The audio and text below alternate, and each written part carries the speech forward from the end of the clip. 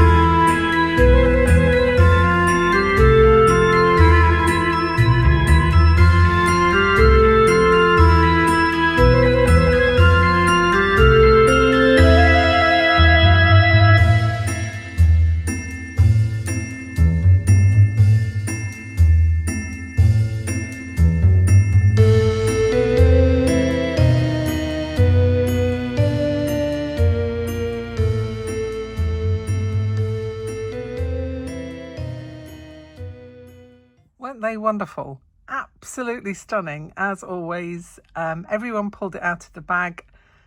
So many different takes on spooky and cute. You know, it's just absolutely fabulous to see people using their creativity and putting together these wonderful postcards and sharing them with the community. That's what it's really a nice thing to do, and it's just lovely to see everybody's all together at the end of the month. Hope you enjoyed having a look through it as much as I did. So October is done and dusted, and now we're on to November. The prompt for this month is monochrome, which I'm going to be putting up here, hopefully. Monochrome is what we're going to be looking at, and a lot of people have strange ideas about monochrome. They just think it's black and white. Well, no, it isn't. Monochrome is a variety of hues and shades of the same colour. So it can be a colour as long as it's all in the same colour family. So if you do blue, varying shades of blue. If you do red, varying shades of red, etc, etc. So I'm going to show you now what I have done for November's prompts. This is in no way a suggestion of, well, it's kind of help to you if you want to think about ways of putting things together. But I want you to go and do whatever you usually do, and then present it back to me to put into a reel at the end of this month. So let's just grab out the two that I've made and I'll show you. Just realised I'm on a blue background, so Well, hopefully you can see. I'll lift things up for you. So this is the first one I did, working on the monochrome theme. We've got a very dark blue, we've got all varying shades of blue. You can use metallics and black and white if you need to in that, to add detail in. Maybe I've put some metallic silver thread running through this. Also got a bit of fluff on there. If you can see there, we've got some metallic thread there and there. I put some little beads just to emphasize the center of this flower, but I have worked in the main in blues, lots of different blues. That's the back of my piece. What I've done is I've backed it with another piece of felt and then just gone around a blanket stitch to connect it all. That neatly hides away stitchery at the back. But yes, that was the first piece I did. So this is needle felting and embroidery on top of. So the first bit was the background needle felting, then I've needle felted onto the top of that, embroidered onto the top of that, and added some beads in. So you can see around the edges of the flower I've got these little beads going on, and in these little, I don't know what they are in the top, but kind of swirly abstract pieces in the top. So they've got a little bead in each one. So that was the first one. Second one, a tree. Now this is a background material, so background material stitching with the sparkles. Obviously I've also gone a little bit mad with sparkles on my tree as well. So that's a felt applique tree on top with added sparkle.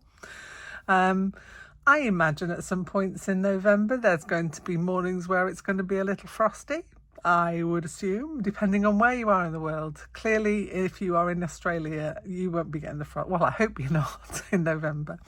But here in the UK, it's going to be kind of a frosty-esque. It doesn't really get really cold and snowy lately in the past few years until about January, February time. But I have known it to snow in November, so, you know, you never know. Anyway, with this piece, it is a fabric background, again, stitched into. It's quite a simple fabric background. I kept it to a minimum because I wanted it to be kind of like a view out of a window, perhaps, where you're looking out into, and that would be the distance there. That would be the sky lit up by this beautiful moon, which has got sparkles. Of course it has. Of course it's got sparkles.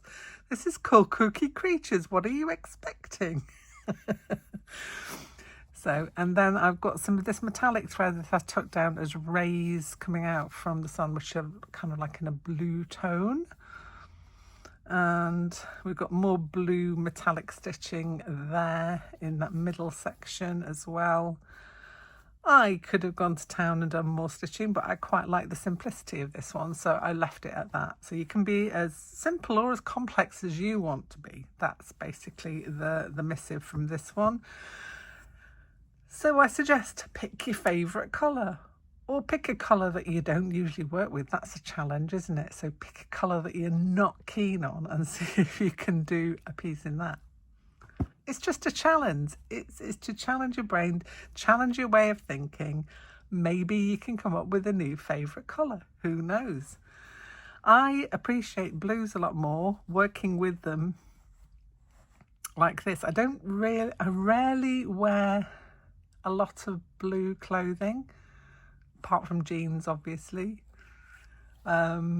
So yeah, that's the only kind of blue clothing I actually wear. So delving into blue gives me a fuller appreciation of the beautifulness of the colours. So as always, to show me the pictures of your work, it needs to be into me by the 29th of November. So it needs to be where I've actually seen it, and I will acknowledge it if I've seen it. If I haven't acknowledged it, please poke me or something, just tag me. It's the easiest way to do it. In Instagram, if you're doing it, you put the tag of Kooky Postcard SAL 2024, and it will be NOV for November. I'll put that up there, hopefully. That's the hashtag. If by any chance you are a member of my Facebook group, which is the best way to get the pictures to me because I will automatically see them at that point in time. So if you want to join the Facebook group and you're not already a member, it's just a few questions you need to answer and you'll be in, and you can share your pictures of your postcards there and I will pick them up without a problem. It's the best way to get them to me. As I say, Instagram is still a place you can post them. If you don't do Facebook and you want to do Instagram, that's absolutely your choice and perfect. If you just want to tag with the hashtag and also at me into it, so at Cool Kooky Creatures, I will pick it up. So hopefully that's enough for you to be getting on with. If you haven't joined in previously, there is no rule to say that you can't join in this time. Have a go, see if you like it, because next year we're going to be doing it all again. We're going to do another round of our Kooky Postcard Sew-a-long. It will be from January again to December. I will bring out some prompts for each month. They will be different to this year's prompts, so